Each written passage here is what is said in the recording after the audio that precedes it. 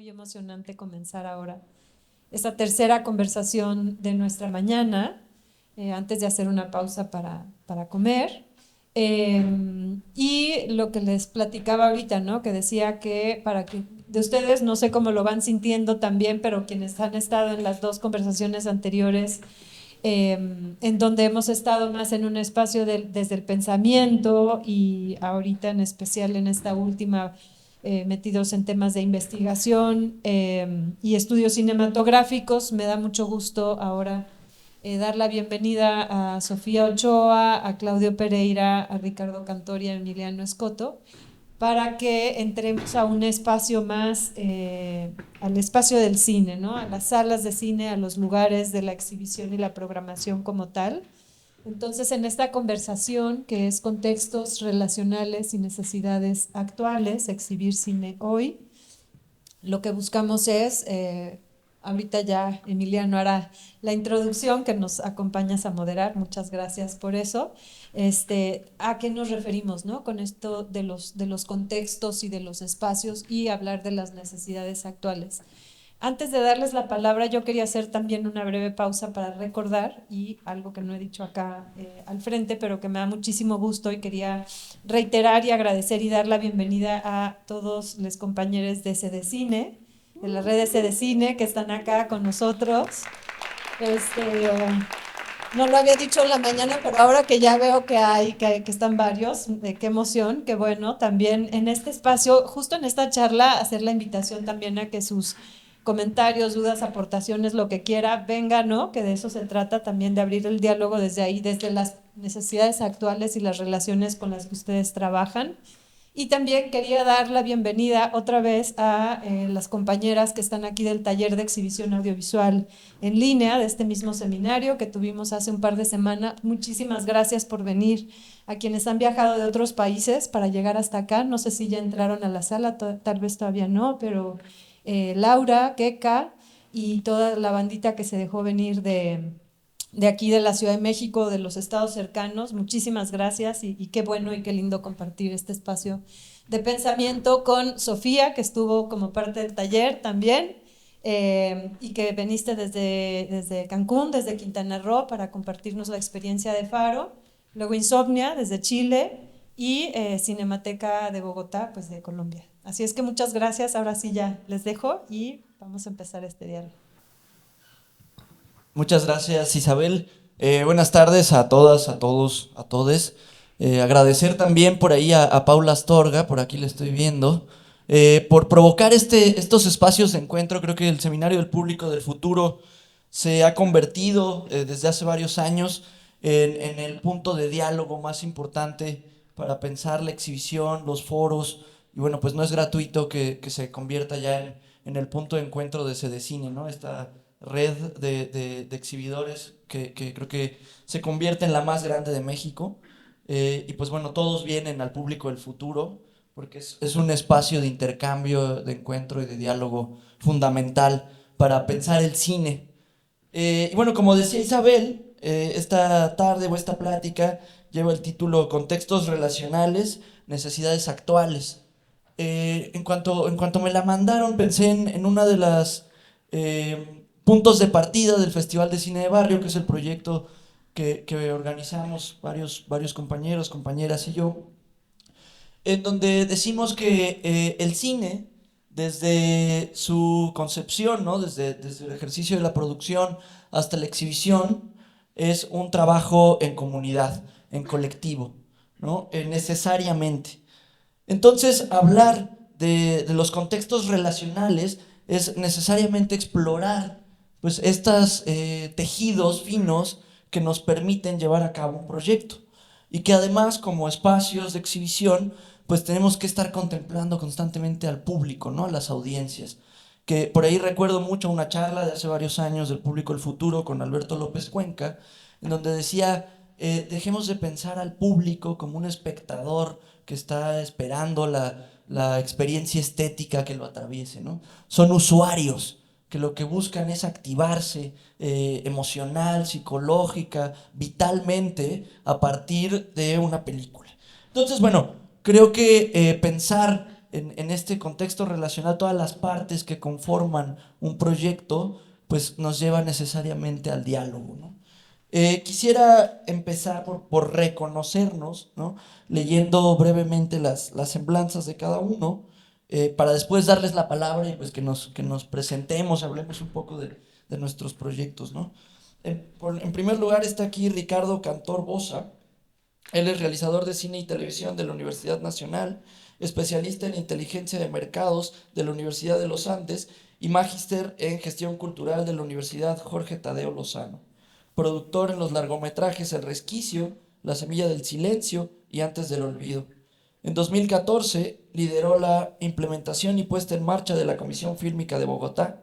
Entre 2016 y 2018 fue asesor en la Cinemateca de Bogotá.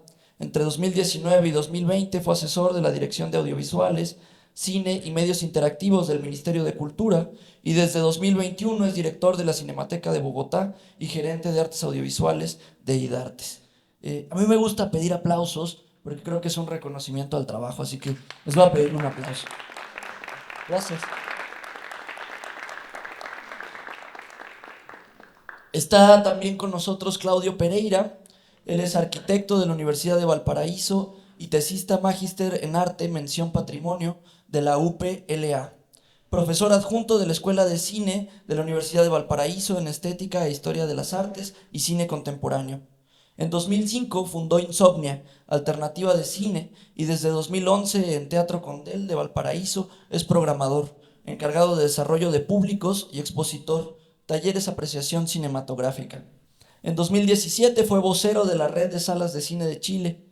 Desde 2015 es director artístico del Festival Internacional de Viña del Mar, donde realiza programación y formación de públicos en cine latinoamericano.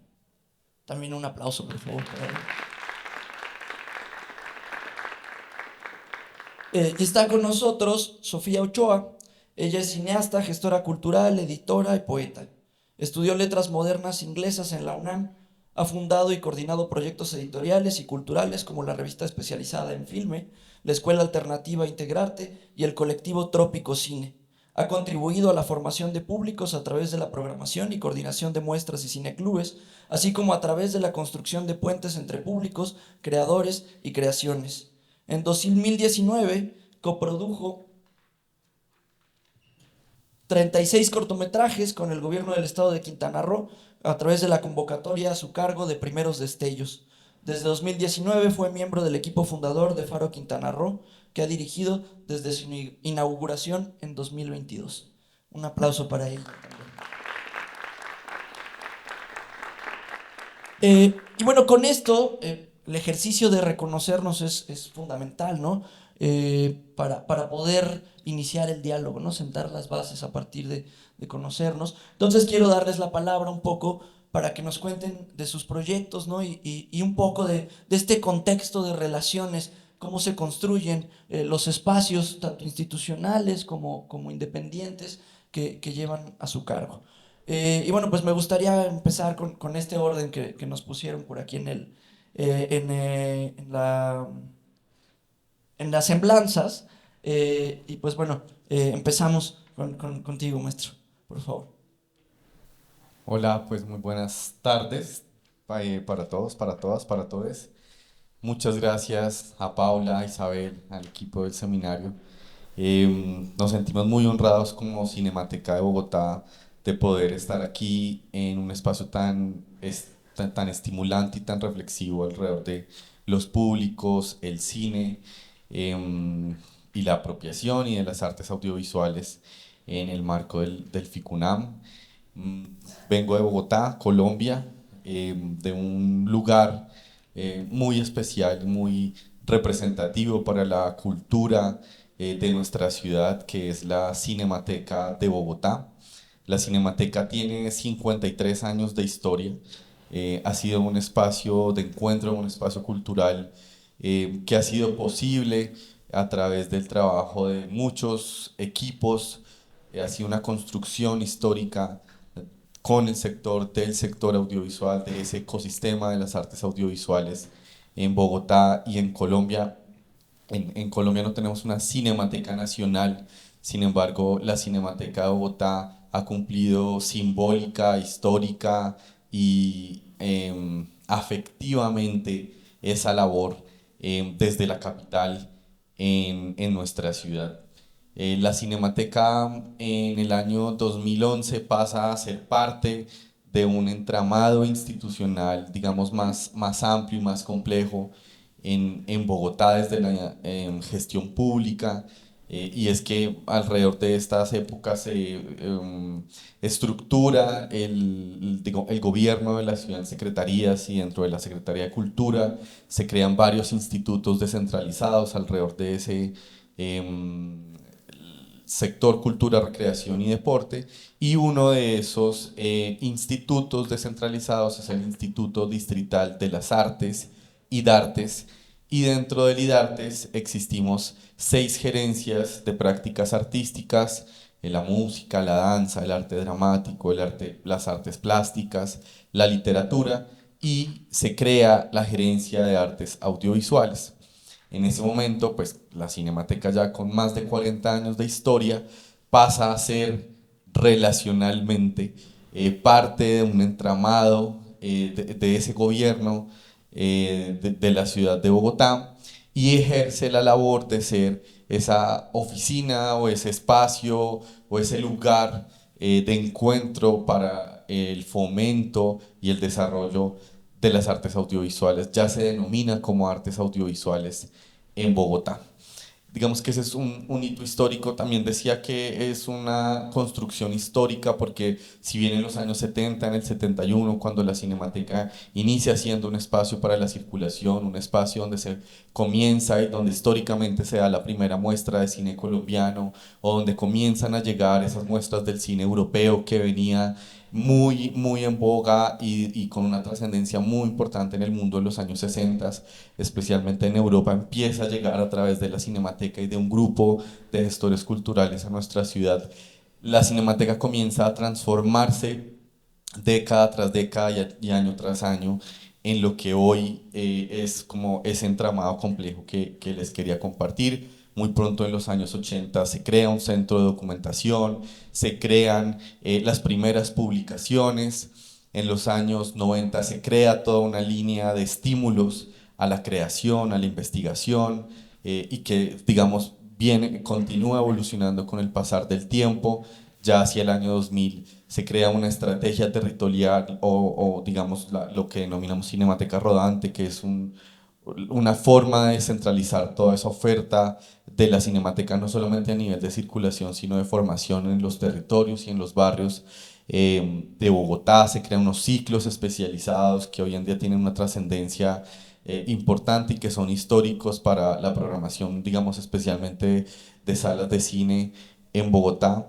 Y sobre el 2010, pasamos también a ser parte de, digamos, a acoger dentro de la Gerencia de Artes Audiovisuales la Comisión Fílmica de Bogotá, que además es un lugar que nos permite tener unos niveles de diálogo con ese sector más industrializado, más profesional en Bogotá. Y finaliza como este recuento, digamos, de hitos históricos en el año 2019, cuando se diseña, se construye y se inaugura una nueva sede para la Cinemateca en Bogotá, que hoy en día pues es un gran centro cultural. Es un espacio de 8.500 cuadrados, es un espacio con varias salas de cine, con una biblioteca especializada, con unos espacios muy generosos para la consulta, para la investigación, con salas para la primera infancia, con espacios para la formación, con un Media Lab. Y aquí se da como una transformación también, como en ese planteamiento misional de la Cinemateca, porque se plantean 2 retos muy importantes con esta creación de este nuevo centro cultural. Y uno es pasar de justamente estar concentrados en, digamos, en un cine tradicionalmente hablando, concebido, estudiado, a estudiar el audiovisual y todas estas nuevas narrativas, formas estéticas y aproximaciones audiovisuales y del audiovisual expandido.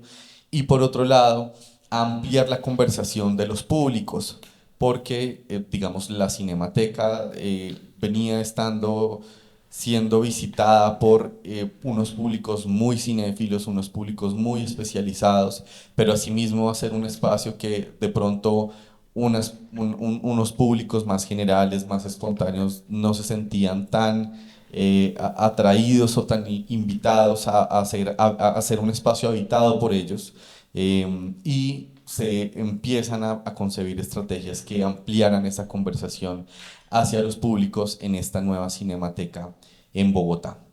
Es así como ese entramado, relación con los públicos, pero también con el sector, pero también con la academia, pero también con las otras entidades o organizaciones del sector público, se transforman y se establecen 8 líneas de trabajo principales, que son con las cuales llevamos a cabo nuestro trabajo en la Cinemateca, como Gerencia de Artes Audiovisuales y como centro cultural alrededor de las artes audiovisuales en la ciudad. Se las voy a contar, digamos, muy rápidamente para que quede como dibujado ese esquema de trabajo que tenemos en Bogotá. Hay 4 de esas líneas de trabajo que nosotros decimos son muy residentes de ese centro cultural, y hay otras 4 que, digamos, expanden justamente esa relación hacia los territorios de la ciudad y hacia el sector. Las primeras 4 líneas de trabajo, una de ellas se denomina Formas de Ver y tiene que ver con toda la gestión de las programaciones y las curadurías para los espacios, para las salas de cine y para los espacios expositivos.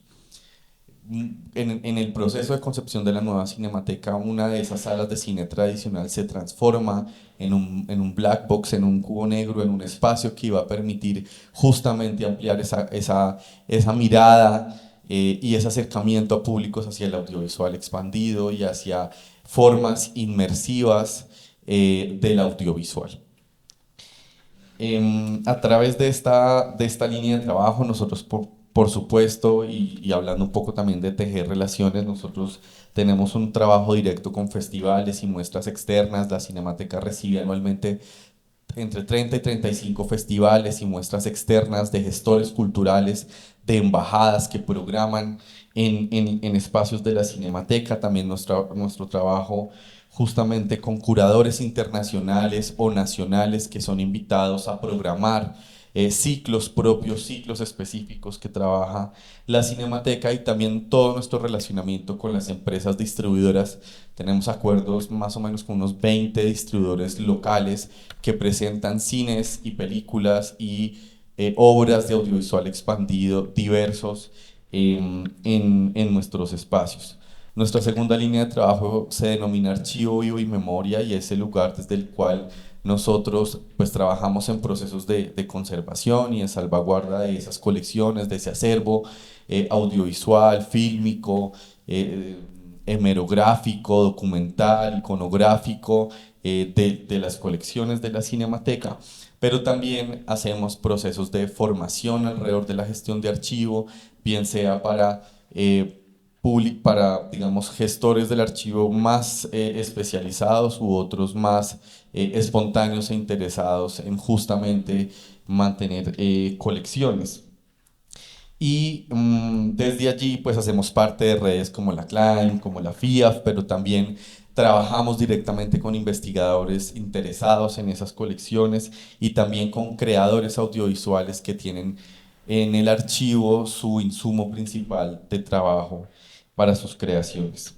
Nuestra tercera línea de trabajo se llama Públicos y Formación, desde la cual diseñamos estrategias para cultivar esos públicos cinéfilos, esos públicos que ya venían cultivados de nuestra programación, de los espacios que históricamente habíamos ganado y programado en la Cinemateca, pero también hacia nuevos públicos, miradas hacia programaciones familiares, hacia públicos infantiles, juveniles, hacia las personas mayores, hacia los públicos con capacidades diversas, cómo ampliar esas conversaciones a esos públicos espontáneos, curiosos, que se empezaron a acercar por la novedad de un nuevo centro cultural en la ciudad de Bogotá.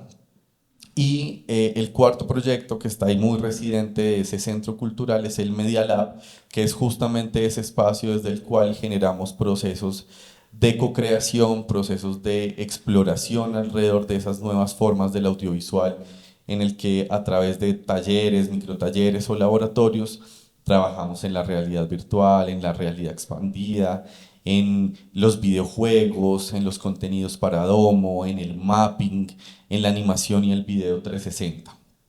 Y esto nos ha llevado a tener una red de trabajo con otros Media Labs en la ciudad, con universidades que trabajan, con humanidades digitales, por ejemplo, y también con centros de cultura digital y también con otras líneas de trabajo del Instituto Distrital de las Artes, como es el mismo Planetario de Bogotá o una línea de trabajo transversal que es arte, ciencia y tecnología. Y las otras 4 líneas de trabajo que salen de esa manifestación física o de ese centro cultural, de esa cinemateca hacia la ciudad, tienen que ver uno con la Cinemateca Rodante, que tiene unas líneas de trabajo de circulación con exhibiciones en espacio público, que tienen que ver con formar una red de espacios independientes en Bogotá o articularse a ella más y tratar de fortalecerla, y la ampliación a a nuevas salas. En los últimos 2 años hemos abierto 2 salas descentralizadas de la Cinemateca en los extremos de la ciudad, hacia el sur y hacia el norte, con salas en El Tunal, Fontanar del Río, porque recientemente en Bogotá se ha ido desarrollando una serie de infraestructuras recreodeportivas y culturales que se llaman los CEFE, y esos CEFE tienen auditorios, y esos auditorios los ha empezado a gestionar la Cinemateca de Bogotá. Son espacios nuevos con dotación tecnológica nueva, y la Cinemateca ha comenzado a gestionarlos y ampliar su programación hacia territorios que no están necesariamente cerca de ese centro de la ciudad donde funciona esa sede principal de la Cinemateca.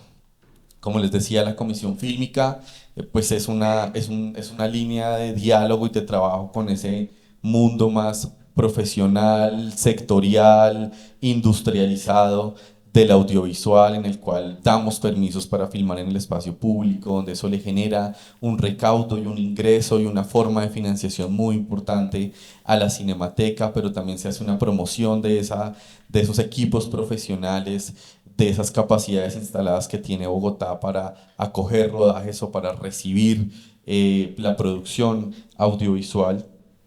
Y tenemos una línea de estímulos, una línea de convocatorias que entregan no solamente recursos para llevar a cabo proyectos de creación en cortometrajes o de investigación o de curadurías o de laboratorios de creación y experimentación o de laboratorios que buscan generar contenidos para contenidos accesibles o dirigidos a públicos con capacidades diversas, sino que el mismo centro cultural se vuelve la sede en la cual todos esos proyectos se circulan o se ejecutan o se llevan a cabo, y esa programación también se vuelve participativa de colectivos, de agrupaciones o de agentes del sector que tienen en la Cinemateca, digamos, una casa o un hogar donde se llevan a cabo sus proyectos. Y finalmente hay una instancia de participación o de diálogo ciudadano, pero también sectorial, que se concreta mucho en un Consejo Distrital de Artes Audiovisuales. Es un lugar en el cual hay representación de diferentes perfiles dentro de ese ecosistema audiovisual de Bogotá, y con el cual diseñamos y desarrollamos proyectos, iniciativas propias que fortalecen su actuar como representantes de ciertos sectores, pero también pues nuestro actuar como Cinemateca y como entidad pública encargada y responsable justamente de ese fortalecimiento. Creo que por ahora presentaría hasta ahí lo correspondiente a nuestro trabajo, y ya continuamos la conversación. Gracias. Gracias, Ricardo. Creo que nos presentas un panorama muy completo, ¿no? No solo del trabajo de la Cinemateca, sino del trabajo del cine en una ciudad importante, ¿no? Creo que puede detonar muchas preguntas por ahí, por ejemplo, hacia la formación de públicos. A mí me llama la atención esta ampliación más allá de la Cinemateca, ¿no? Tan necesario llegar a otros públicos, a otros espacios no cinéfilos. Y bueno, quisiera seguir la conversación para ahorita apuntar algunas cosas. Y bueno, Claudio, por favor, te abrimos el micrófono. Bueno, en primer lugar, agradecer a Ficunam, agradecer a Isabel y a Paula que me invitaron muy amablemente a participar. Y como anécdota, me va a tomar 10 segundos. Quería venir el 13 de marzo del 2020. Estaba en el aeropuerto con la maleta, a punto de llegar a este seminario, y me arrepentí 3 cupos antes de llegar a Cantor y pasar a aduana. Creo que la mejor decisión que he tomado en mi familia lo agradeció muchísimo. Así que bueno, estoy muy feliz de estar acá y de compartir, y haré la promesa de hablar, como sabemos que tenemos los chilenos fama de hablar rápido y de no nos entienden mucho con subtítulos. El famoso chiste que tiene Raúl Ruiz con Luis Ospina, cuando Luis Ospina le pregunta por qué los chilenos miramos para abajo. Y Raúl Ruiz le dice porque estamos acostumbrados a ver los subtítulos. Así que voy a hablar lo más lento posible. Traje una diapositiva por el cual poder graficar. Bueno, son varias diapositivas. Ya.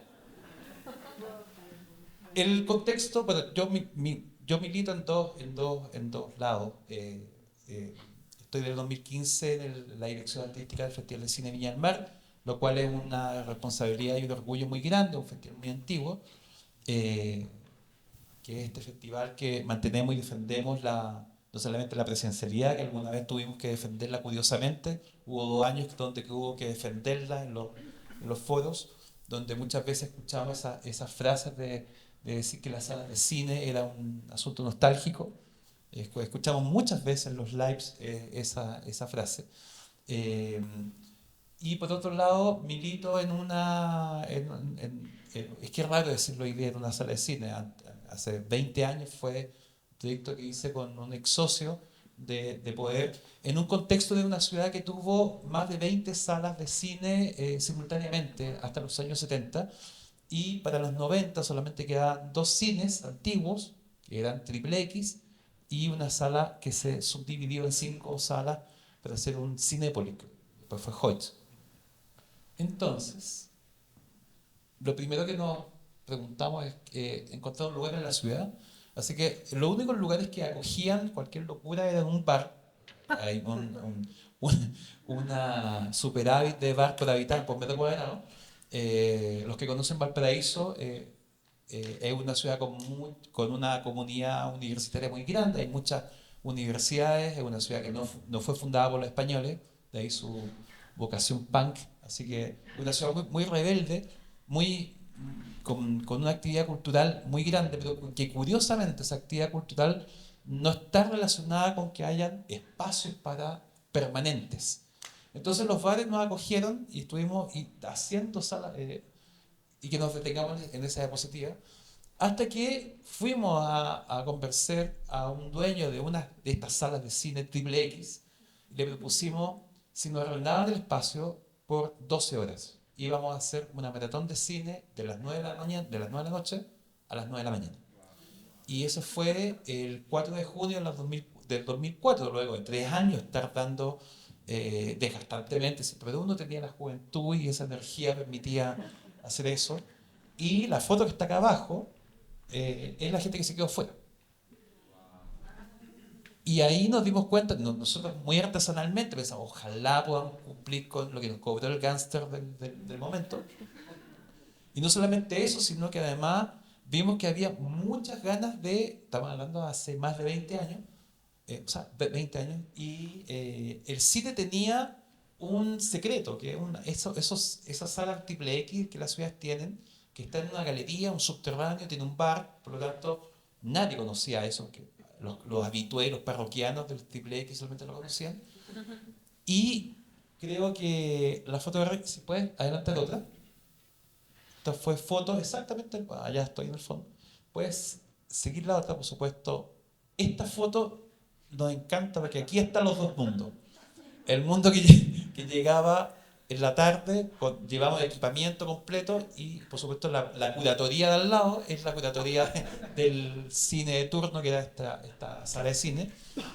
Y lo hicimos 4 veces hasta el 2005 y ahí nos preguntamos, ¿y si esto funcionó en los bares? ¿Funciona en una maratón? O sea, alguien tenía la locura con nosotros de quedarnos toda la noche viendo 6 o 7 películas más cortometrajes.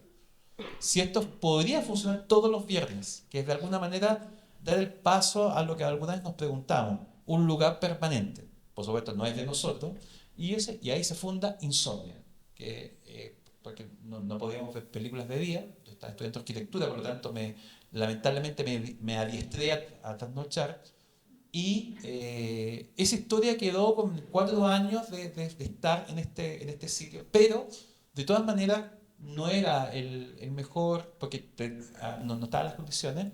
Y si puede seguir con la diapositiva.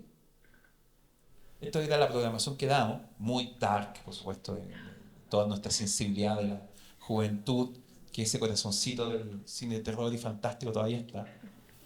Y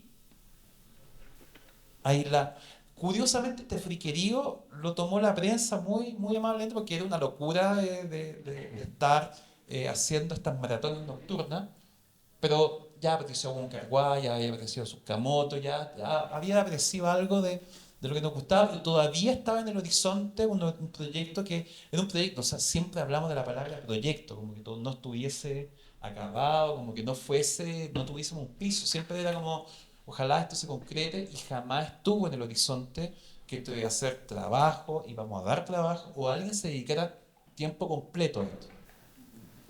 Si puedes, continuar. Y ahí apareció el lugar, que es el otro cine triple X que daba a 2 cuadras de ahí, que eran los archienemigos del otro. Y curiosamente está alojado en la esquina más importante de la ciudad. Al frente estaba la catedral, por lo tanto los eventos más importantes del siglo XIX y principios del siglo XX estaban en ese lugar que está con ese color. Si puedes seguir. Este es un edificio que se construyó en 1912. Está el gran terremoto, la reconstrucción de Valparaíso, y de ahí estaba alojado en esta calle, y al interior de esta hay una galería. La única galería que queda con acceso a la plaza y que tiene un cine al interior es esta. ¿Sí puedes seguir? Ahí están los antecedentes históricos de esa esquina que está permanentemente en la historia de la ciudad. Por favor. Este es el fragmento que no podemos ver el video, pero es fragmento de una película que filmó Valeria Sarmiento, Amelia López O'Neill, con Franco Nero, en el interior de la galería. Por favor. Y aparece, ¿cierto?, este mágico lugar que estaba, por supuesto, subvalorado. Luego fue Cine Triple X durante 20 años, y por un azar del destino, ¿se puede seguir? Así estaban las condiciones físicas del teatro, que fue tomado. Esta foto la tomó la municipalidad cuando lo pintó, lo limpió, no voy a caer en detalles, para habilitarlo para hacer el Foro de la Escultura del año 2010. Por lo tanto, fue gracias al terremoto. O sea, hay que darle gracias a nuestros eventos naturales. Gracias al terremoto se cambió la administración y pasó a ser una sala municipal, y ahí es que llegamos nosotros. Si puedes continuar. Y ahí empezamos con un telón que no es telón, un escenario que fue improvisado para cubrir los defectos de la sala.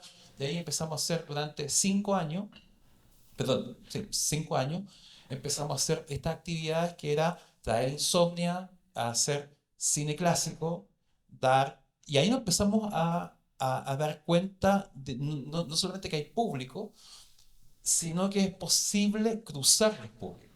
Entonces, estamos hablando al mismo tiempo que uno caminaba con todos nuestros colegas, porque aquí no hay ninguna escuela especializada en formación de públicos en Latinoamérica, ni postdoctorado frente al tema. Todo es experiencia, todo es empírico.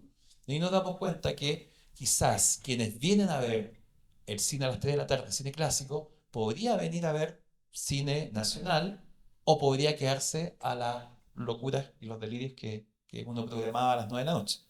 pero muy esquemáticamente, estoy hablando hace más de 15 años, muy esquemáticamente. Funcionamos como festival, se entiende como una franja todos los días a las 3 de la tarde, clásico, solamente a las 5 cine. Y eso se fue rompiendo en la medida que fuimos entendiendo que los públicos son plásticos, no son esquemáticos y se forman en el tiempo. Y ahí entendimos también, porque cuando nos empezaron a preguntar, ¿por qué les va tan bien en las funciones de cine chileno? Porque estamos hace 10 años, todos los días. Y todos los días manteniendo, y otra que defendimos es porque tenemos un catálogo, que todavía lo mantenemos. Hace 18 años que tenemos este catálogo, con este mismo formato. Entonces, ese hábito de ser espectadores, somos convencidos que ir a una sala de cine es una experiencia formativa, más que una especie de...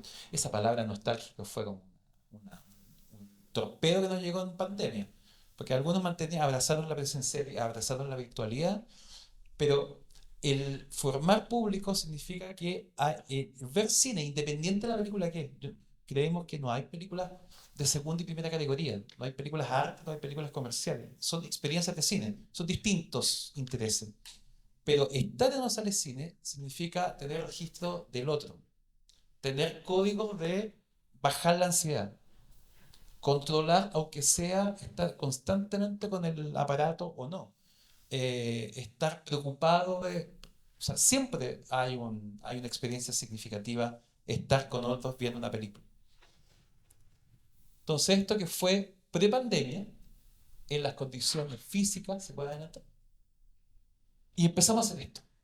Empezamos a hacer talleres y empezamos a llamar los talleres, a inventar talleres. Si teníamos un ciclo de ciencia ficción, hacíamos un taller sobre ciencia ficción. O sea, no había ninguna restricción editorialmente, como somos independientes, para llamarlo de algún modo, para ser de alguna manera correctos. Nos damos todas las licencias posibles, eso lo agradezco y lo agradecemos muchísimo hasta el día de hoy, tener esa libertad editorial. Y los talleres de formación de público eran para mantener algo que después con el tiempo entendíamos que lo que estábamos haciendo era fidelizar públicos. Es decir, no existe el público general, como dice Ana Rosa Mantecón, existe el público fidelizado. Lo que estamos haciendo con los talleres es ir a tomar ese público ocasional que va y viene, después lo sistematizamos, después lo entendimos con la experiencia. Alguien venía y después, 3 meses después, venía de nuevo. Y el público potencial, el público que no viene, quizás le gustaría, no, tiene distintas barreras por las cuales no viene, y entendemos que esas barreras, todo esto lo entendimos en 18 años, no viene porque a lo mejor es muy tarde la película. Entonces empezamos a programar, no como festival, sino como entendiendo las lógicas que los públicos son movedizos, son flexibles, son muy diversos y van cambiando en el tiempo. Y eso significa que Furiosa ya no es de las 9 de la noche, es un día sábado a las 12. Y el público que venía a ver películas familiares, que nosotros siempre teníamos la idea que solamente el público se agotaba a las 3 de la tarde, sábado y domingo, entendíamos que hay papás que tienen custodia de sus hijos, están con sus hijos por el fin de semana, y quizás a las 3 de la tarde no le conviene, puede venir a las 12, a las 5, y eso lo fuimos entendiendo. Como entendiendo también la crisis. Hubo crisis, o sea, uno vive en crisis. Pelea, a mí me odian como programador porque realmente programo cosas que no hacen caja. Y de eso fue igual el día más malo el lunes. Bueno, el lunes, películas de culto. Y eso significó empezar como a leer la programación que uno tiene. Vamos con la otra. Me encantan estas fotografías por lo precario. Observen las butacas. No hay butacas. Hay una silla. ¿Ven que hay una silla metida en una butaca? Estamos hablando de un cine que jamás tuvo mantención, nunca tuvo una pomalla que lo pintaron y la municipalidad limpió el piso, después de 20 años de triple X, comprenden. Las butacas fueron muriendo, cada una fue muriendo, o sea, cada semana moría una butaca. Entonces, significaba que en un minuto la butaca era una butaca asesina, estaba un resorte, y gracias al Estado de Chile, pudimos acceder a fondos, se empezaron a abrir fondos de infraestructura cultural, de implementación técnica, y postulamos un Dolby, teníamos un Dolby, y curiosamente el Dolby no teníamos DCP. Al otro año postulamos el DCP y lo obtuvimos, y obtuvimos el de infraestructura cultural, que significó, si vas a la otra diapositiva, y aquí venía el video impresionante donde sale como las butacas vuelan y sacamos toda la madera, y este edificio apareció el interior del edificio, las fundaciones del edificio, y se restauró todo. Es decir, se sacó toda la madera original, se guardó esa madera, y apareció la vida de un teatro de 1900, las escotillas, el foso de la orquesta. Aparecieron, en vez de fundaciones, los maestros de 1912 pusieron cerámicas de 1900. En vez de, se le acabó el cemento, seguramente pusieron. Bueno, todo apareció esta maravilla.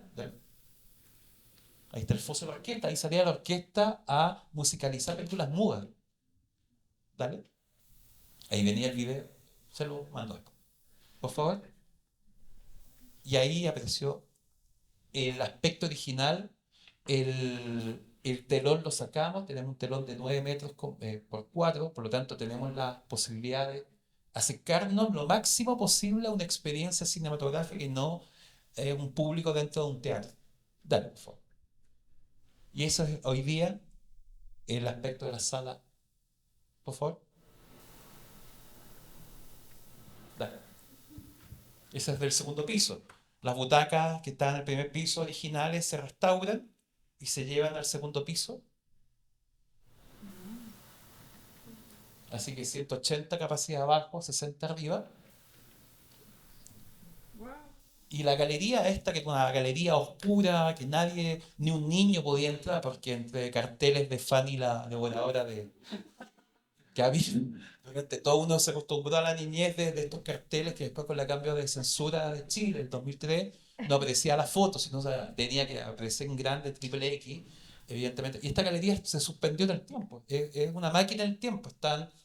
Tiene un programa muy curioso, siendo que está a un metro de la plaza más importante de la ciudad, y este acceso es lo que hoy día permite que hacemos funciones de sorpresa, hacemos con emprendimientos de mariscos, hemos hecho cine y comida, hemos hecho películas sorpresa, la presenta ese influencer que en Chile, que la gente lo sigue para que cualquier cosa. Él presenta películas que todo el mundo ha visto y se sorprende cuando la presenta. Eh, Dale, por favor. Seguimos haciendo los talleres, todos los días jueves se estrenan películas chilenas. Tenemos cine latinoamericano en la medida de lo posible, porque es el cine más difícil de programar, porque es el más difícil de gestionar. Estamos hablando con una gestión que hacemos con toda la distribuidora, desde Movie hasta Cinecolor que tiene Disney. Es decir, tenemos esa posibilidad. Alojamos festivales, y siempre con la idea que aquí está mezclado con fotos de la pandemia, por eso que aparecen. Aquí en Chile se haya puesto de moda usar el barbijo. Dale, por favor. Sí. La anterior. El cine era un cine con 35 milímetros que lamentablemente las máquinas todavía no se pueden resucitar, pero arrendamos máquinas de 25 y nos dimos el lujo de dar Halloween 2 de Bellón, de Lucio Fulci, El Exorcista versión... todo, quizás más de alguno ya ha visto la película. Partimos de la idea que los cinéfilos no son una secta de góticos sino que lo principal que queremos de alguna manera contagiar o seducir a los públicos, más que, y un poco también lo traducimos al Festival de Cine Viña del Mar. No somos una casta de expertos que bajamos de la montaña y iluminamos a los que están en la oscuridad, que no saben nada, sino al contrario, tenemos un cineclub, del que por ahí hay una fotografía de personas mayores, y se llama Espectadores con Experiencia. Entonces, no es tanto el valor de lo que exponemos, sino lo que nos escuchamos. Cómo conecta la experiencia de vida de una persona que no va al cine hace 40 años y una película contemporánea, de época, o la que sea, le puede hacer link con afectos, con barreras, con pasiones, porque además nos dimos cuenta que los ciclos de cine para personas mayores eran todas catastróficas de Alzheimer o de enfermedades terminales, todas. Nos estudiamos casi todos los ciclos que habían en las universidades, en institutos, a nivel, y casi todas partían con Amor de Haneke, porque tengo a Michael Haneke, pero de ahí para abajo era como estos listados y ninguna celebraba la vida, y para hablar de adultez no tiene que estar solamente protagonista, personas de 70 hacia arriba o 80. Entonces, le hemos ido dando vuelta a todo esto, nuestra programación varía, es sumamente flexible. Por ejemplo, cuando dimos Pork Things, hicimos la trilogía con Frankenstein, conectando el clásico con lo contemporáneo, y de alguna manera lo hemos ido a ejercer. Dale, por favor. Cada 15 días tenemos una editorial, porque de alguna manera respondemos al momento que estamos, y hacemos estos talleres de formación de público todos los días lunes, que lo que permite estar constantemente, estar jalando a ese público fidelizado, pero también tomando a ese público ocasional o potencial que casualmente pasó por la galería, o alguien sabe y alguien lo trae.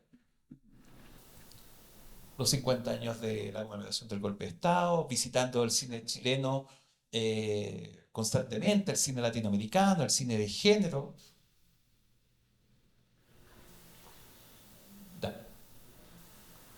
Sigue, por favor. Hay una fotografía, no se nota mucho, pero una fotografía de los talleres. ¿Sí? Ahí nuestra compañera Silvia en el Cine Club de Personas Mayores. Y hablan mucho. Uno creería que un Cine Club de Personas Mayores es una catarsis. Entonces nos hemos ido dando cuenta en el hacer de todas las posibilidades que significa desarrollo de público. El desarrollo de público es en el tiempo, no es algo, no hay ninguna receta, sino que tiene que ver con la pertinencia de donde uno está. Eso, para haberles expuesto lo que estamos haciendo en Insomnio.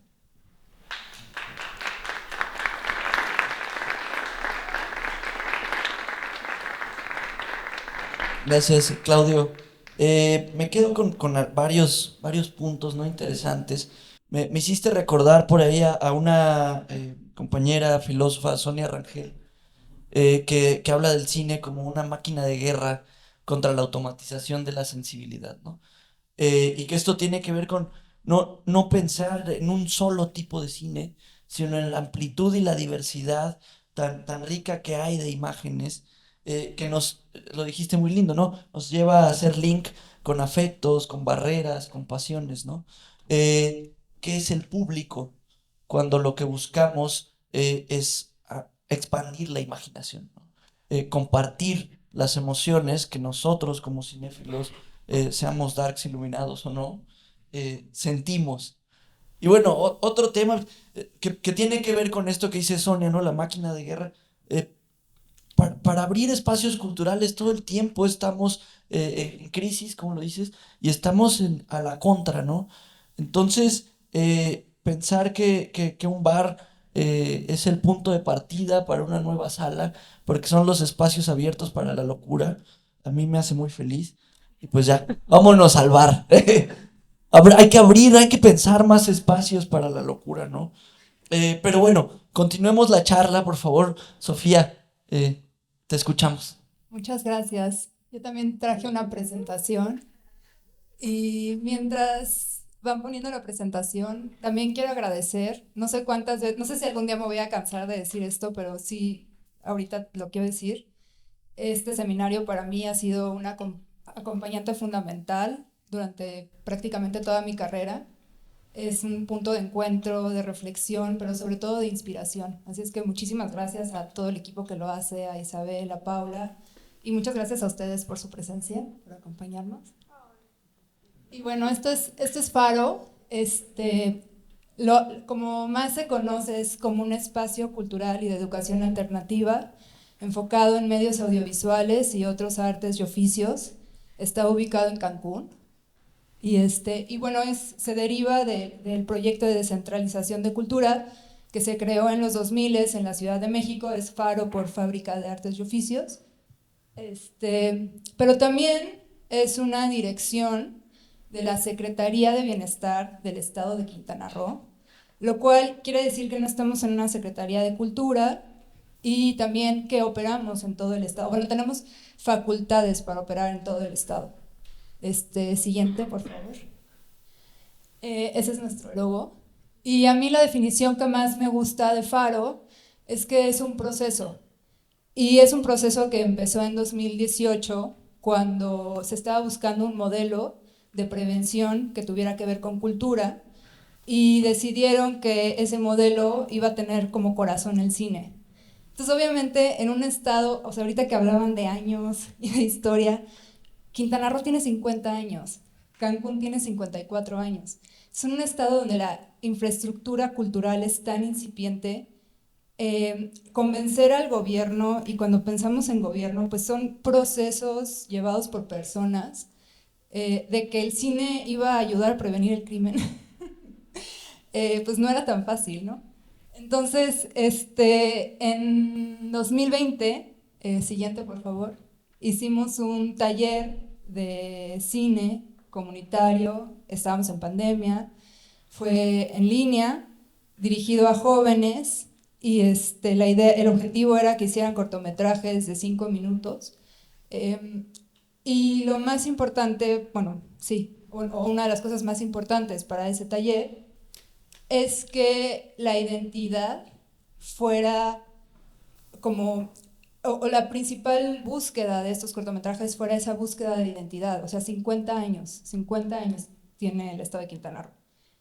Y no como una identidad turística, por supuesto, mucho menos algo ya como establecido, porque no lo hay, sino más bien como un cuestionamiento continuo sobre nuestro andar por el territorio. Siguiente. Y bueno, el tema de la identidad es muy importante porque el turismo pesa muchísimo, ¿no? Es una cosa que te llena de ideas, como de falsas imágenes, también culpa. No es fácil gestionar el turismo. Y yo estoy segura de que la mayoría en esta sala, si no es que todos, les dices Cancún, y tienen al menos una imagen borrosa de lo que es Cancún. Pero si les digo Villa Sotoch Paraíso, probablemente nadie haya oído hablar de eso, o casi nadie. Y bueno, esto es Villa Sotoch Paraíso, está a 40 minutos de la playa. Yo lo veo y veo como un montón de afectos que tengo en ese lugar, pero la realidad es que Faro fue puesto ahí porque es la colonia más peligrosa de Cancún, de todo el estado de Quintana Roo y probablemente de toda la península. Y nosotros decimos que es un lugar donde la gente vive en crisis humanitaria. Siguiente. Esa fue nuestra primera función de cine. Pusimos cortos hechos por niños y niñas de la península de Yucatán y de Centroamérica. Y pues, o sea, Faro, como vieron en la imagen anterior, Villa Sotoch Paraíso son una réplica de casitas, las que están en nuestro logo. Y de repente llegó este lugar como muy improbable, no solamente improbable para un lugar como Villa Sotoch Paraíso, sino para todo el estado, porque al ser tan joven hay poca infraestructura cultural. Yo siempre, o sea, la imagen que se me venía a mí a la cabeza era como que un ovni llegó aterrizarse ahí, y cuando yo hablaba con los niños antes de que estuviera la construcción terminada, los niños me decían que querían ser policías o querían ser maestros, ¿no? Esos eran sus dos referentes. Y pues obviamente nadie estaba pensando en cine en ese lugar. Y entonces hicimos esa primera función pues con todos los vecinos y vecinas. Y siguiente. Al mismo tiempo que hicimos esa función, así estaba el auditorio. Hicimos la función cuando todavía estábamos en construcción. No había luz, nos la robamos de la constructora, no había baños, estábamos en plena canícula, obviamente no servían los aires acondicionados, y teníamos como el apremio de que se viviera el proyecto, porque otra vez, o sea, infraestructura cultural incipiente, me distrajo el cambio de volumen. Infraestructura cultural incipiente, poca inversión en cultura, nada de infraestructura enfocada en cine o audiovisual. y había que mostrar que era lo que estábamos haciendo, que no era una casa de la cultura, que no era un centro comunitario. Entonces venía un cambio de gobierno y había que mostrarlo, ¿no? Y si esas eran las condiciones, pues esas eran las condiciones. Y así dimos la primera función. Siguiente. Y esa primera función llevó a ese primer taller. Ese fue el primer taller que hicimos dentro de la Faro. Otra vez, no había baños, o sea, las clases tenían que durar poquito. No había luz. Y fue un taller de cine para mujeres. Lo hizo Sharon Alpuche, que es ella, que es una cineasta cancunense. Yo creo que la primera cineasta cancunense. Y fue para mujeres. Pues estaban ahí la señora que vendía los panuchos, la señora que vendía los chicharrones, algunas amas de casa, mujeres que trabajan como empleadas domésticas. Y pues se echaron ese primer cortometraje. Siguiente. Y luego hicimos un taller de cine para niños, obviamente comunitario, se llamaba La Vaca Tori, y Tori era una vaca trans. No sé cómo llegaron a eso, pero era una vaca trans. Y esas dos piezas llevaron a nuestra primera función. Con esa función estrenamos el proyector del auditorio. Fue un momento como súper especial, porque pues otra vez éramos el OVNI que había llegado y que estaba hablando de cine, y esta gente que en su vida había pensado en el cine, de repente ya estaba haciendo cine y estaba yendo a la premiere de sus cortometrajes. Me acuerdo que una señora, que fue un comentario que bastante gente me hizo también después, me dijo que ella nunca se había imaginado estar en un espacio como ese. Siguiente.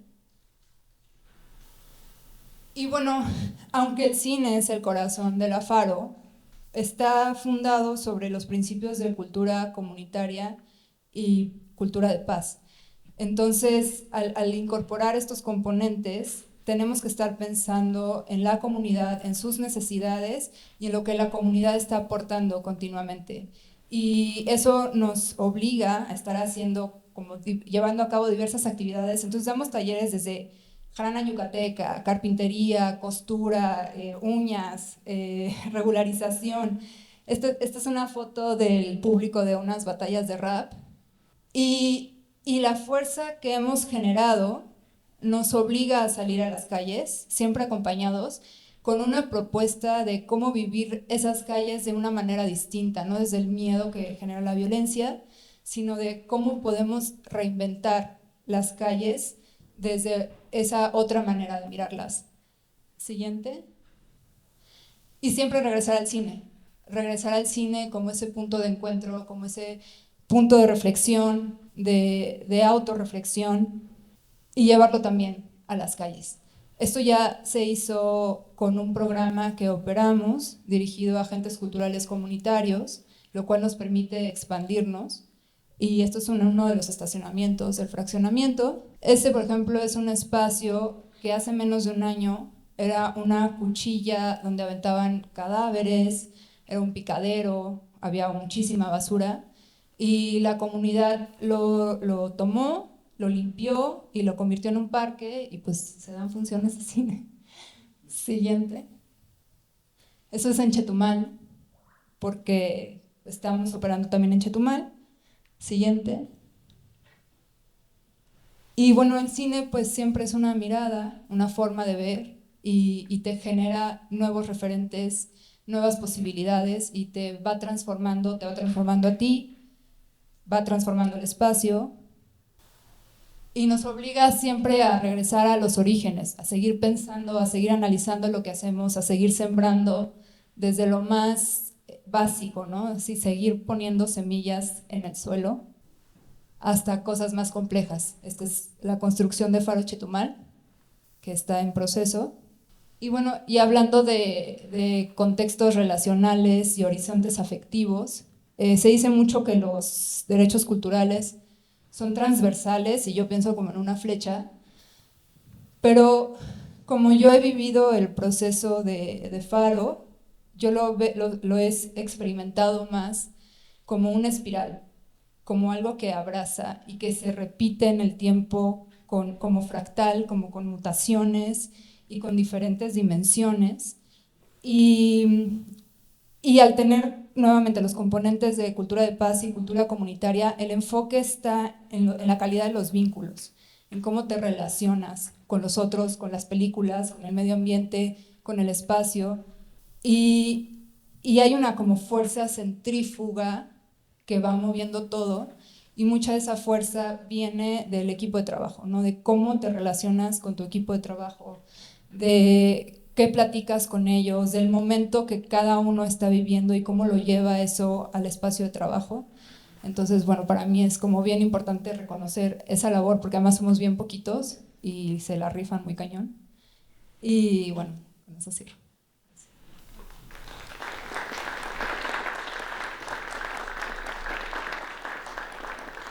Gracias, Sofía. Por ahí, pensar el cine como una ventana para otras posibilidades, ¿no? Para conocer otros mundos y seguir sembrando, decías. Creo que son tres proyectos. Bueno, me gustó lo que dijiste sobre el proyecto como lo inacabado, ¿no? A final de cuentas, creo que todos los que nos dedicamos a la cultura siempre estamos yendo. Nunca llegamos, porque cuando ya llegamos, ya hay otra cosa nueva, ¿no? Ya llegaste a tomar el cine porno. No, pues ahora hay que hacer más programaciones, hay que buscar otros horarios, llegar a otros públicos, ¿no? Ya tienes la cinemateca armada, bueno, ahora hay que hacer un cine rodante y hay que llegar a espacios para que la gente que no viene a la cinemateca conozca otras formas de mirar. Me hicieron recordar también un concepto de Jacques Rancière, ¿no? En este libro del espectador emancipado, que tiene que ver con la emancipación. Porque dice, pareciera una utopía a la que hay que llegar para ser autónomo, autogestivo. Y dice, no, ¿qué tanto tiene que ver con reconocer la importancia del disenso, ¿no? La diferencia que nos hace iguales? Y eso me lleva a pensar en esto que apareció en las tres participaciones, que es la formación de públicos. Recuerdo por ahí a Eduardo Thomas, ¿no? Un amigo, curador, programador de cine, sobre todo experimental, que él decía, bueno, ¿qué queremos formar en los públicos, no? O sea, los públicos, la gente ya está formada porque ya tiene un contexto, porque ya tiene un bagaje, porque ya tiene un cúmulo de símbolos, de conocimientos, de recuerdos, memorias. ¿Lo queremos formar para que vea un cierto tipo de cine? ¿Qué cierto tipo de cine? ¿Por qué? ¿No? O sea, estamos permitiendo el derecho al disenso. Y por otro lado, quiero destacar lo que mencionaban de la infraestructura, ¿no? Decía Sofía, la infraestructura cultural carente, ¿no? No recuerdo bien, incipiente, decías. Creo que aquí es importante reconocer, ¿no? Que el IMCINE y los apoyos que han dado a través de Focine para proyectos de exhibición en México, creo que ha cambiado radicalmente las posibilidades de muchos espacios, sobre todo alternativos, ¿no? Y la gente de Cine no me dejará mentir. Pero bueno, la pregunta que quiero hacer para ir cerrando esta charla es, digamos, un poco pensando en esta incipiente infraestructura que necesita empujar leyes para ganar terrenos, ¿no? Que necesita encontrar recursos, buscar recursos para poder construir espacios y que los necesita, porque lo decías muy bien, de pronto la taquilla que se puede generar con este tipo de iniciativas, pues no da para vivir. Entonces, por un lado, ¿cuáles son los retos en estos dos sentidos, ¿no? Por un lado, pensar los públicos y por otro lado, pensar las infraestructuras y eh, cómo atacar esos retos, ¿no? Cómo superarlos, cómo rebasarlos. Eh, Dos preguntas muy generales, pero creo que nos pueden dar algunas pistas. No sé quién quiere empezar. Eh, por un lado los públicos, o sea, ¿cuáles son los retos como del presente y cómo enfrentarlos? Vale, gracias. Sí, ayer inclusive en la conversación de Carlos y Cintia y todos sabemos cómo lo problematizado que está también ese concepto de formación de públicos y no sé si tengamos que trabajar en deformación de públicos y es como desestructuramos las formas como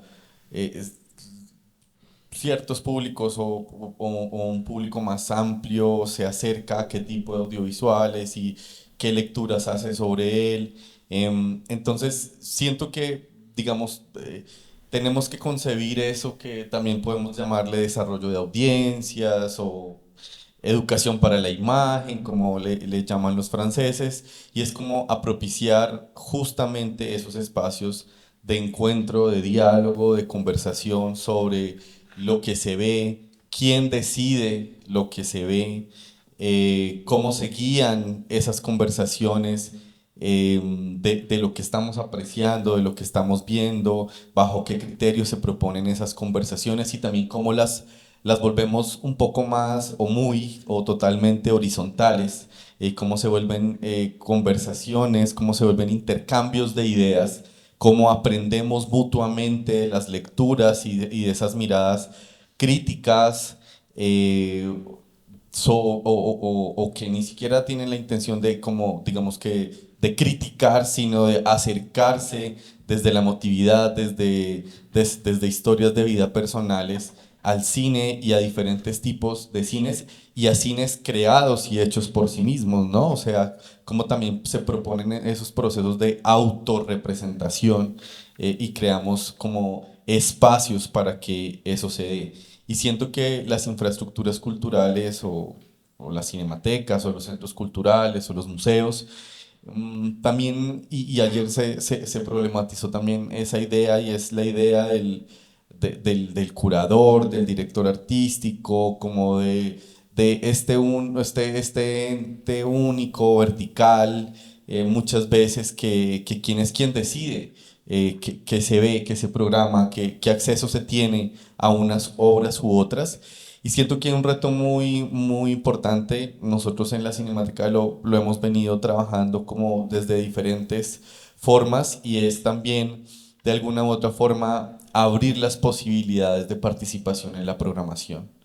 Es decir, de qué forma cualquier ciudadano, cualquier colectivo, cualquier agrupación, cualquier gestor cultural puede proponer y acceder al espacio, no solamente como un espacio de circulación, sino como un espacio de encuentro y de conversación alrededor, del audiovisual. Y el audiovisual también no es únicamente el cine o las películas o el largometraje o la ficción o la imagen real, sino también el videoensayo o también un capítulo piloto de una serie o también un videoclip, o también un video 360 o una obra creada para hacer mapping en una fachada o sobre una superficie, el videoarte, la experimentación.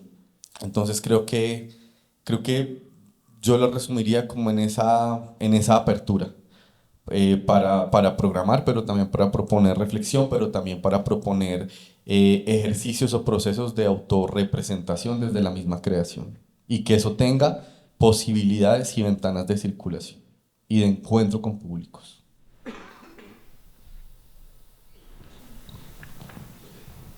Sí, en esa misma línea de la relación o el tema los retos, los desafíos con los públicos y la infraestructura está totalmente ligada. Hay algo que tiene que ver con que estamos conscientes que hay una brecha gigantesca y todavía continúa la brecha gigantesca de conocimiento de los públicos con nuestros cines. Cuando digo nuestros cines es que tiene que ver con que el 1,5% promedio de lo que se exhibe por taquilla tradicional en Latinoamérica es cine latinoamericano. Baja 0,8 a 1,2, pero la aguja no se mueve más del 2%.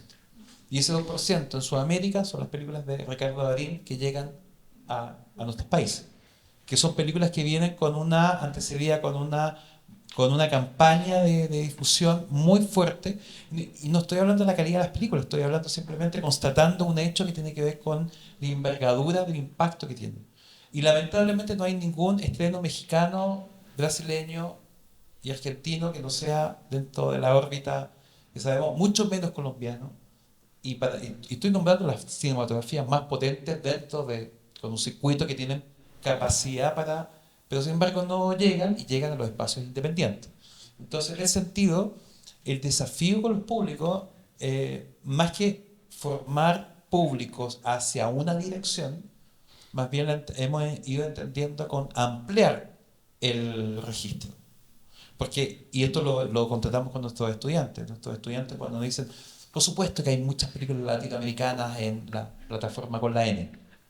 Y le digo, pero son todas iguales. Están todas vienen con el mismo tratamiento. No es que sean peores, no es que sean películas malas, ¿se entiende? Son todas películas que tienen cierto tratamiento estándar, salvo las 5 que compró en Berlín, de Berlín y de Cannes, donde está Canción sin Nombre, donde está Las Herederas. Estas películas que son totalmente distintas, pero el 99% vienen con el mismo registro. Por lo tanto, el público cuando habla de cine mexicano, va a hablar de ese tipo de película. Cuando uno va a hablar de cine colombiano, va a hablar de la telenovela o de ese tipo de... Entonces, el desafío de la formación de público, creo que más que adoctrinar o ir hacia una dirección, como una flecha hacia un solo sentido, es más bien entregar herramientas para tener una distancia crítica. Es decir, puedo ver cine latinoamericano o cine de otras perspectivas sin prejuicios. Y eso significa tener herramientas técnicas por un lado, y sobre todo la disposición. Creemos que últimamente que la disposición incluso es más fuerte que la herramienta técnica, de entender lo que es un raccord, lo que es un tipo de montaje. Creo que la disposición ante la ansiedad terrible que hay frente a un espacio oscuro donde todos están mirando hacia la pantalla, creo que es clave. Lo veo cuando con mi hijo vamos a la sala de cine y el placer que le provoca a Miyazaki, a diferencia que le provoca a cualquier otra película donde están saltando inmediatamente la capacidad para tomar sodio o azúcar. Entonces uno comprueba que es la disposición el mayor desafío. Y lo otro que tiene que ver con la infraestructura, que siempre decimos, está de la mano de la experiencia, porque ya no resiste, por lo menos para nuestras salas, el que la película se vea mal, el que se escuche mal, porque cada vez la experiencia del espectador está, además porque nuestro principal competidor es que como ese público no se fuga al mall cuando hemos coincidido con películas que están en el complejo. No damos cabritas, hay un café exquisito, hay una cafetería dentro de la sala, pero estamos compitiendo de calmar la ansiedad con azúcar. Entonces no tenemos esa máquina de azúcar, pero tenemos que tener el mejor sonido envolvente, la mejor proyección, silencio. Pedimos que apaguen los celulares para que no aparezca la luz, para calmar la ansiedad. Y ahí nos dimos cuenta que decimos, somos la sala que se jacta de ser totalmente oscura, una cosa rara. Pero oscura me refiero porque no aparece la luz de esta. Y porque además nos dimos cuenta que podemos también decir somos un espacio seguro, una cosa subjetiva que no tiene que ver con la técnica, ¿se entiende? Un espacio seguro, un espacio fresco, un espacio donde al lado hay una librería y vende vinilos de esa persona que a pequeña escala te recomienda el vinilo y te hace descuento si es que estuviste en insomnia. Y ahí nos dimos cuenta que la cooperación en tiempo, Chile fue el conejillo de Indias de Milton Friedman. Fuimos la nación, la república neoliberal en todo sentido. Entonces, la individualidad puesta en la pantalla, lo decían en el foro anterior, la individualidad exacerbada con la pantalla aumenta, ¿cierto?, la capacidad de no tener registro con el otro. Entonces, queremos predicar en lo subjetivo, que somos una sala donde se ve en conjunto, donde prender la pantalla de mi celular significa no molestar al otro, que es importante el otro. Entonces, por eso que la infraestructura para nosotros va de la mano totalmente con la experiencia. Ay, a mí esta pregunta me duele mucho y esta me genera como reacciones físicas. Primero voy a hablar de programación, que esa parte no me duele. Cultura comunitaria te invita o te impulsa a ser parte de todo el proceso a las personas. Entonces, la reciprocidad es uno de los valores de Faro. Si queremos interés de allá para acá, entonces hay que dar interés de acá para allá, ¿no? Y eso se piensa desde la programación. ¿Por qué a mi gente a mi comunidad le va a interesar ver esta película, qué va a aportar a sus vidas y cómo se los voy a explicar. Y también escuchar de regreso, ¿no? Si se logró eso, si sí o no, y qué les interesaría. Entonces, ese diálogo continuo pues va generando dispositivos, va generando diferentes programaciones y diferentes opciones. Esa es la parte que no me duele. La parte que me duele es que la realidad es que nuestro mayor reto es la seguridad. Y es algo en lo que trabajamos continuamente, desde donde nos toca, generando confianza, escuchándonos, creando un montón de vínculos. O sea, las funciones, los talleres, los espacios, es lo que se ve. Y lo que no se ve, que también ayuda a generar esa seguridad, es un montón de gestión con un montón de grupos. Algunos están cerca del territorio, algunos están fuera del país, pero todo el tiempo estamos gestionando para construir como una noción de seguridad más fuerte. Creo que es un tema que de pronto se pregunta mucho, ¿no? A los proyectos culturales, ¿no? Como sus injerencias en los territorios, en los espacios, sobre todo en un país en guerra como el que vivimos, con una cantidad de violencia brutal. Y pues decimos, bueno, no hacemos políticas públicas, pero trabajamos con una parte importantísima de la sociedad, que es la sensibilidad, ¿no? Los afectos, que, como lo dice este seminario. Y creo que ahí metemos semillitas que aunque no van a generar de facto una mayor seguridad en un espacio específico, están cambiando poco a poco la disposición emocional y afectiva de los públicos, de los habitantes, para inventar otros mundos, ¿no? Ante la debacle, ante el fin del mundo inminente, como lo conocemos, vamos a filmar otro y a exhibir otro antes de que nos cargue la chingada. Anoté algunas cosas como una especie de síntesis, pero creo que tenemos tiempo para un par de preguntas. Entonces, mira, por acá hay una. Va a ir primero Laura de Memorias Magnéticas. Voy corriendo para darle el micrófono, porque lleva mucho tiempo diciendo que aunque haya una, ella quiere. Gracias. Bueno, gracias a ustedes por compartirnos sus experiencias.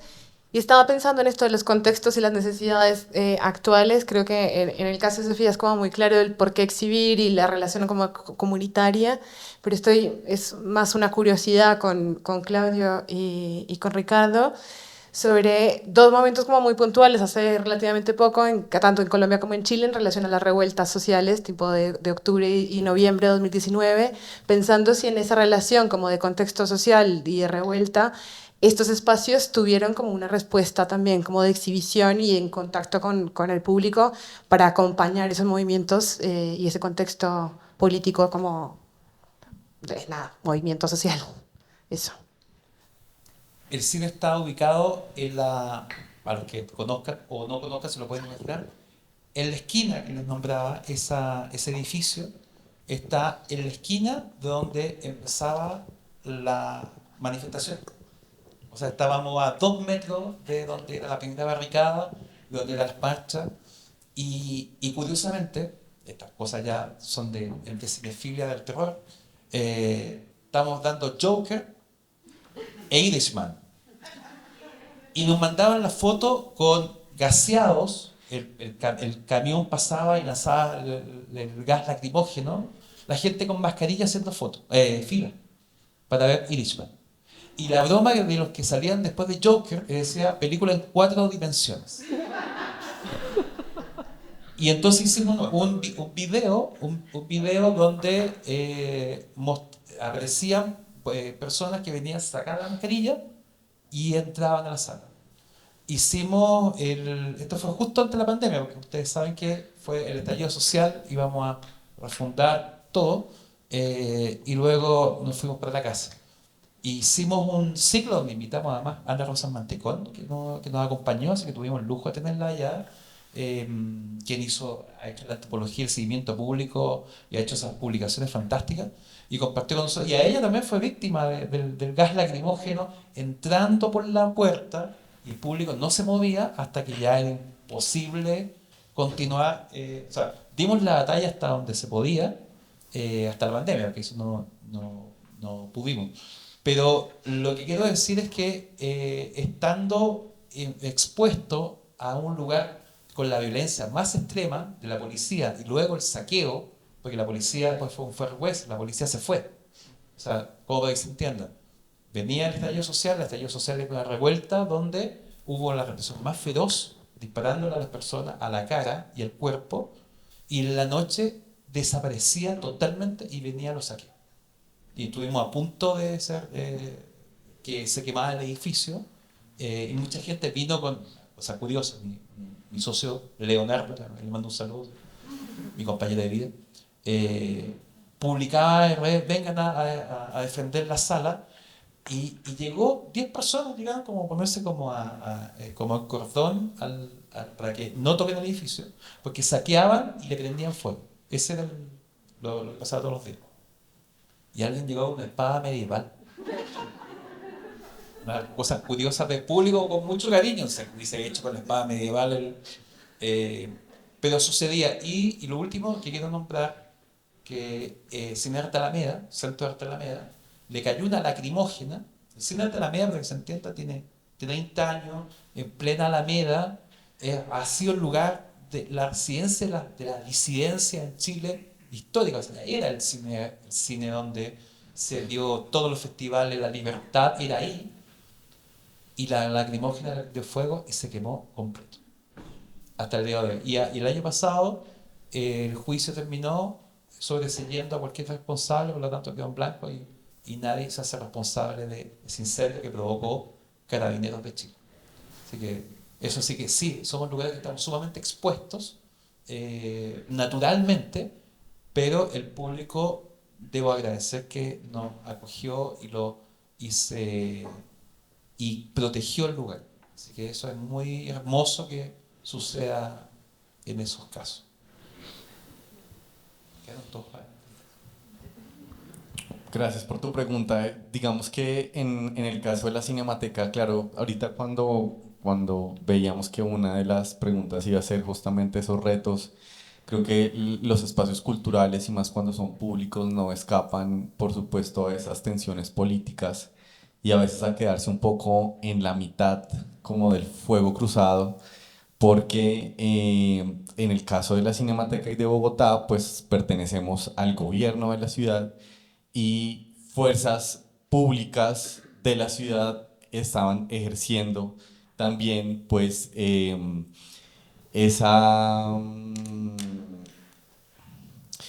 sí, esa persecución, digamos, a la protesta social. Entonces, muy cerca de la Cinemateca se dieron todos estos como hechos en el marco del estallido social. Pasaron cosas muy increíbles, como que pasaron muchas cosas alrededor de la Cinemateca, pero nunca la Cinemateca fue físicamente vulnerada, como que, no sé si mística, mágica, sobrenaturalmente, fue un espacio que sin tenerlo que hiper blindar o proteger, fue respetado íntegramente. Pero claro, todo lo que estaba ocurriendo en la calle nos ponía, o ponía al equipo y al instituto mismo y a la Cinemateca como en esa tensión de ser parte del gobierno de la ciudad, pero también de estar presenciando lo que estaba ocurriendo en las calles en Bogotá. Entonces, digamos que frecuentemente estamos en como en esa situación.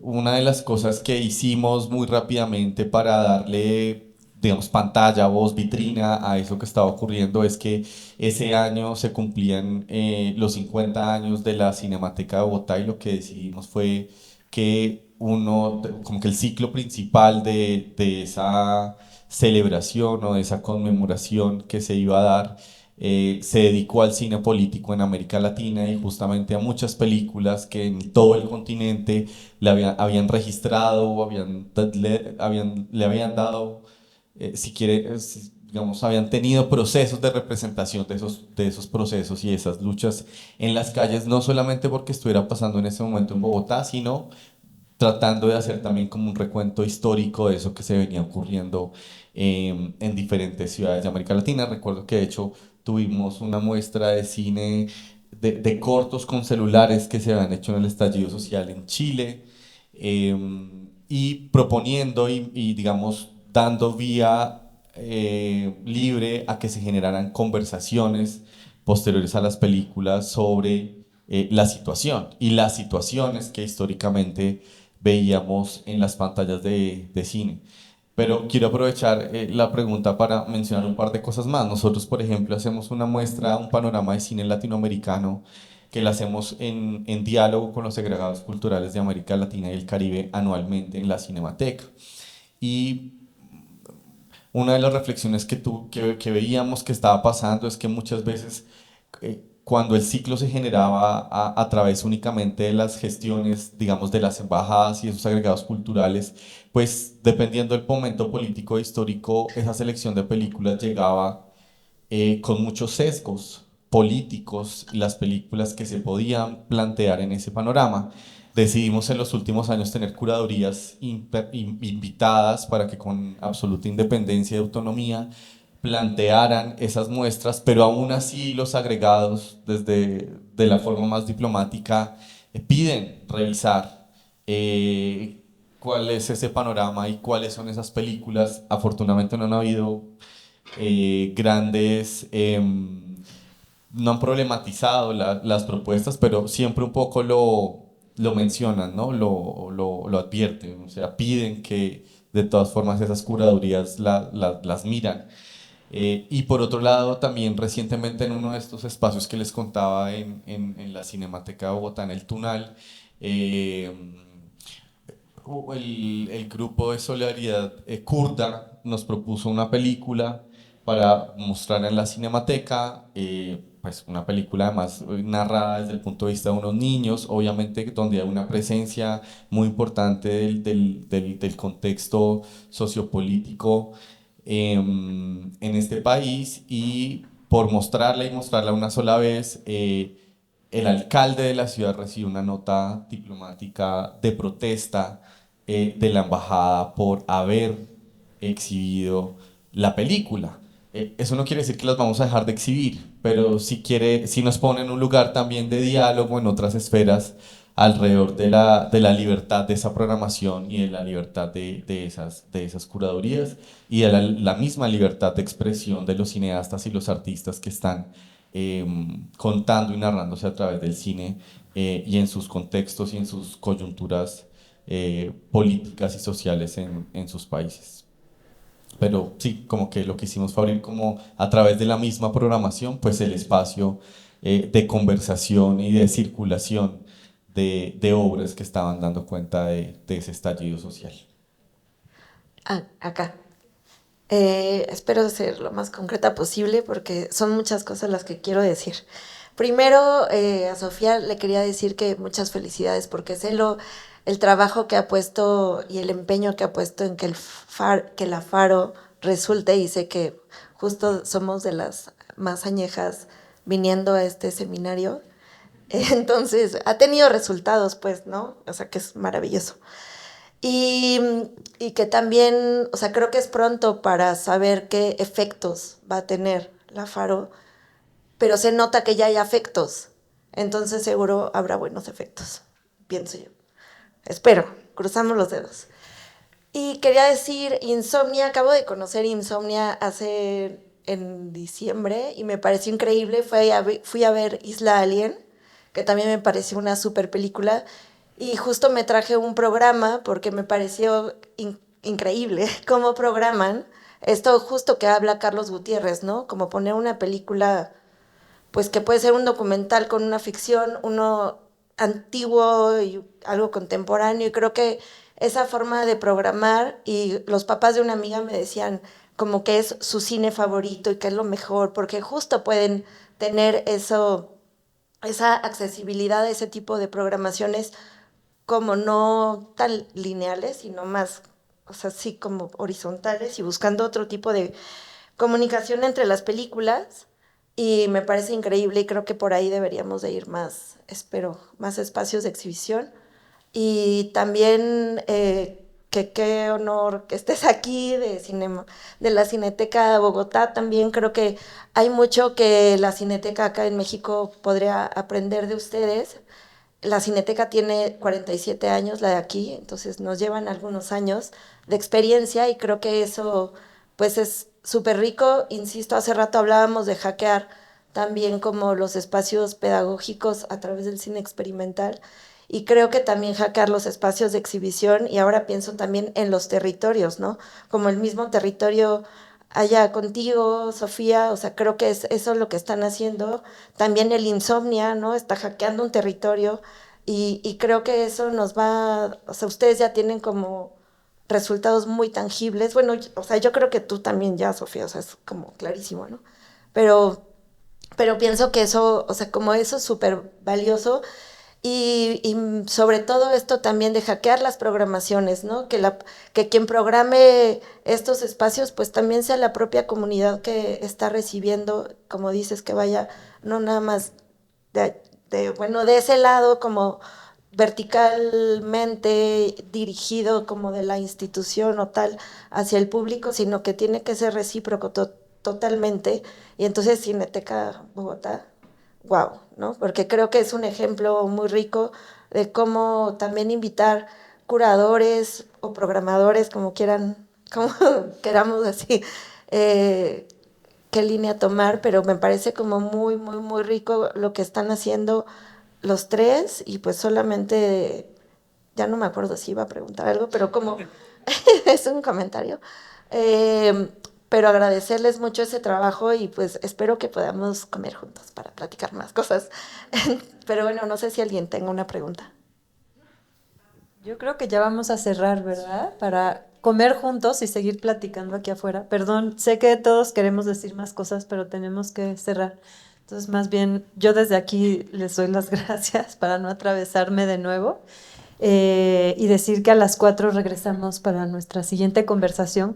Tenemos el tiempo un poco justo, pero si ustedes quieren decir algo, Emiliano, para cerrar, por favor, y muchísimas gracias. Sí, A no, los 4. agradecer, sobre todo a ustedes una vez más, Isabel, Paula.